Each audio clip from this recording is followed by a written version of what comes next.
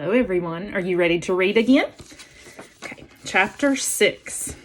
Crack, thunk, clank. Roz was having a little trouble climbing the cliffs.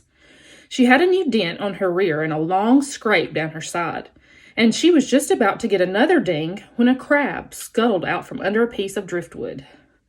The crab looked up and immediately showed off his giant claws. Everyone was afraid of his claws, but not the robot. She just looked down and introduced herself. "Hello, Crab. My name is Roz." After a brief standoff, the crab cautiously backed away, and that's when Roz noticed how easily he moved over the rocks. With his wide stance and his grippy feet, the crab could crawl up and down any rock face. So Roz decided to try out his climbing technique. She spread her arms wide and clamped each of her hands onto the cliffside. She jammed one foot into a crack and lifted her other foot onto a narrow ledge. And just like that, she was climbing. See, there she is climbing. Roz moved awkwardly at first. A chunk of rock crumpled in her hand, and she had trouble finding footholds.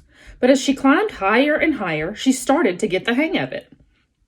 Seagulls squawked from the cliff nest and soared away when the robot came too close. But Roz paid them no mind. She was focused only on getting to the top.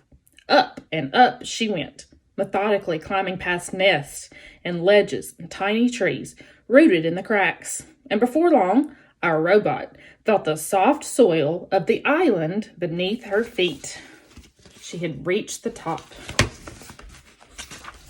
Chapter 7. The Wilderness. Animal sounds filled the forest. Chirps and wing beats and rustlings in the underbrush. And then, from the sea cliffs, there came new sounds, heavy, crunching footsteps. The forest animals fell silent, and from their hiding places they watched as the sparkling monster stomped past. But the forest was not a comfortable place for Roz. Jagged rocks, fallen trees, and tangled underbrush made it difficult for her to walk. She stumbled along, struggling to keep her balance, until her foot snagged and she toppled over like a piece of timber. It wasn't a bad fall, no dings or dents, just dirt. But Roz was programmed to keep herself in good working order, and once she was back on her feet, she immediately began cleaning herself off. Her hands darted around her body, quickly brushing and picking off every speck of dirt. And there she is in the forest. Only when the robot was sparkling again did she continue through the forest. Roz stumbled on until she found a patch of ground that was flat and open and carpeted with pine needles.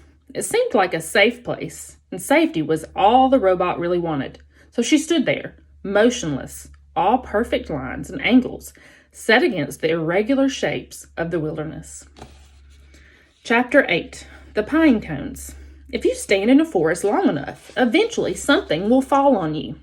And Roz had been standing in the forest long enough.